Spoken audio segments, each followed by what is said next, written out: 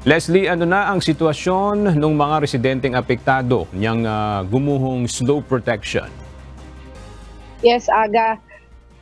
Ayon kay kandating barangay chairman na Marley Pineda, nasa 110 meters na at 50 centimeters yung haba at lalim nitong gumuhong lupa. Nasa 3 pamilya na ang inilikas sa iba't ibang mga lugar.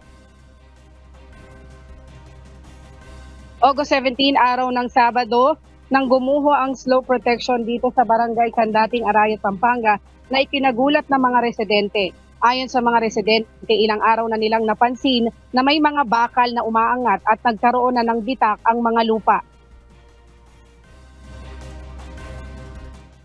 Hindi ko maisip na mangyayari yung ganyan. 3 araw siguro bago mangyari yan, medyo may yung bakal na yan medyo umangat ng konti. Tapos nung ilang araw, Sabado ng umaga, iba na. Medyo ganyan na, medyo may bitak-bitak na. Nung dumating ako, alauna na. Iba na naman, medyo lumaki yung bitak. Siyempre wala naman kami magagawa, no? Ganun lang. Tapos nung nangyari yung pagbagsak niyan, kagad namang lumikas ang ilang mga residente sa lugar kasama ang pamilya ni Nanay Rita dahil sa takot nito na madamay sa pagguho ng lupa ang kanyang bahay. Sana po matulungan kami. Lalo na po ngayon wala na yung mister. Sana po kung sakali po man gumuho yung bahay namin, sana po mabigyan po kami ng tulong.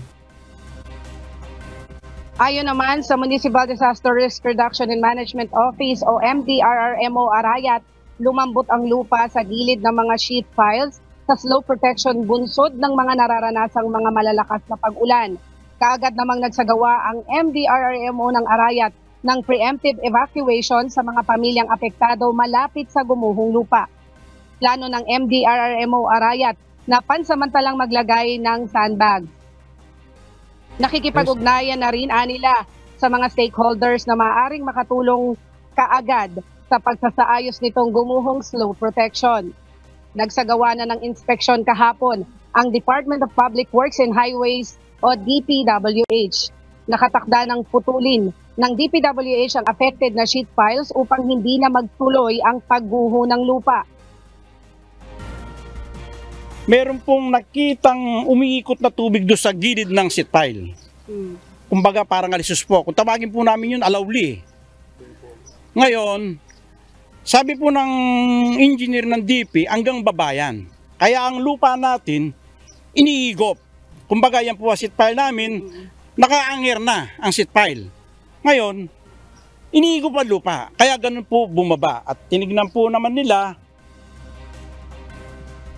Aga July 2023 nang matapos ang slope protection project na ito ng DPWH. At yan muna ang balita mula dito sa Arayat, Pampanga. Balik sa iyo, Aga. Maraming salamat, Leslie Huidem.